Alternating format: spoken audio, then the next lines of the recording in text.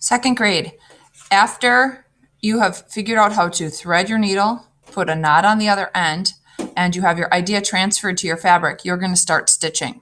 So you're going to pick the colors that you want, just one at a time, and you're going to start stitching from the back to the front. So you're going to line up the needle to the back of the thread or back of the burlap, and you are going to push through the burlap.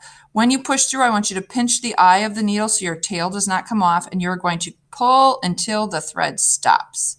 Then you are going to go just a little bit forward and pull down, pinching the eye of the needle until the thread stops. So when we go from the back to the front, you want to make sure you're in the back. So now I start in the back again. I just go a little bit forward and I pull until it stops.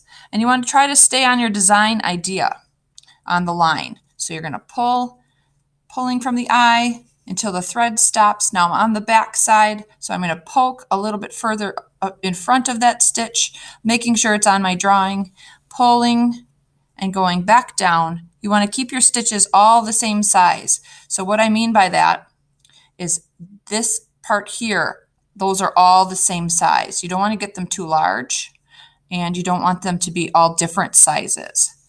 So you're going to keep going down the front and pulling until the string stops.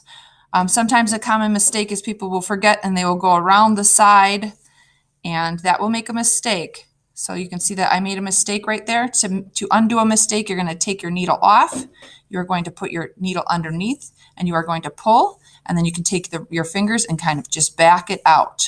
So if you have a mistake, I want you to try fixing it yourself. So I can see that my string is on the back, so then I have to enter from the back forward.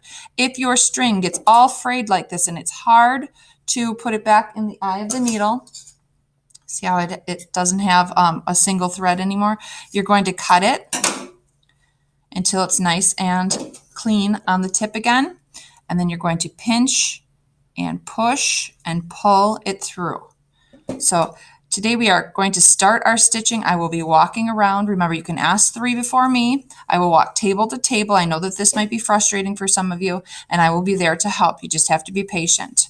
All right. When we clean up today, all of this goes back in your bag, and you have to return your needle to me first.